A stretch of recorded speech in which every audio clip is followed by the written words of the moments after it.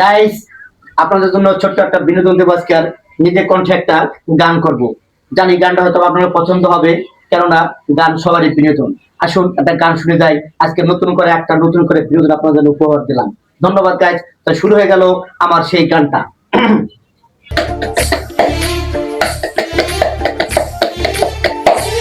ওরে কষ্ট কইরা বাসের হ্যান্ডেল দইরা ঝুলতে ঝুলতে আনসালাম তোমায়। পায়ে আমার ঠোসা পড়ছে, দামি জুতা তাও ছিঁড়ছে, তবু তুমি দুঃখ বুঝলে না।